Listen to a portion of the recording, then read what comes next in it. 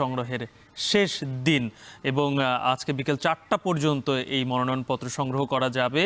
এ নিয়ে আরও বিস্তারিত জানতে আমার সঙ্গে জানাতে ঢাকা বিশ্ববিদ্যালয় থেকে যুক্ত হচ্ছেন সহকর্মী ফরহাদ বিন নূর। ফরহাদ, কি অবস্থা?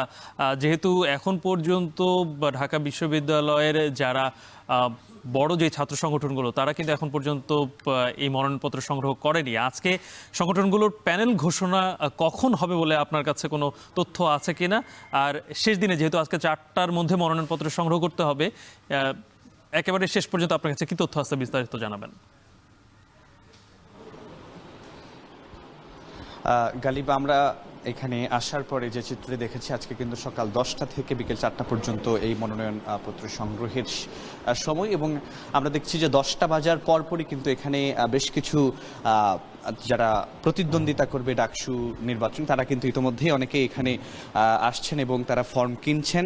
এবং আমরা একটু আগেও যে চিফ রিটার্নিং অফিসার অধ্যাপক ডক্টর মোহাম্মদ জসিমউদ্দিন, তার সঙ্গে একটু কথা বলার চেষ্টা করেছি। তিনি বলছেন যে 10টার দিকই তারা এখানে অফিস খুলেছেন এবং এরপরই কিন্তু অনেকেই ইতোমধ্যেই ফর্ম মনোনয়নপত্র সংগ্রহ করা শুরু করেছেন। তবে আজকে যেহেতু একেবারে শেষ দিন, মনোনয়নপত্র সংগ্রহের 7ম দিন এবং শেষ দিন, আজকে বিশেষ করে আমরা জানি যে ইসলামী ছাত্র শিবির, জাতীয়তাবাদী ছাত্রদল, গণতান্ত্রিক ছাত্র সংসদ সহ বিভিন্ন বাম ছাত্র সংগঠনগুলো যারাই রয়েছে তারা কিন্তু এখন পর্যন্ত কেউ আনুষ্ঠানিকভাবে যে মনোনয়নপত্র সংগ্রহের যে বিষয়টি সেটি কিন্তু তারা এখনো করেনি। তবে আজকে তাদের মনোনয়নপত্র সংগ্রহের ব্যাপারে আমরা জানি। আমরা একটু আগেও ইসলামী ছাত্র শিবিরের ঢাকা বিশ্ববিদ্যালয়ের শাখার যিনি সভাপতি ইসলাম ফরহাদ, তার সঙ্গে আমরা মুঠোফোনে কথা বলেছি। তারা বলেছেন যে তারা 11টা নাগাদ এখানে আসবেন এবং 11টা নাগাদ এসে তারা এখানে মনোনয়নপত্র সংগ্রহ করবেন। তবে তারা পুরো প্যানেল এখানে আজকে ঘোষণা করবেন কিনা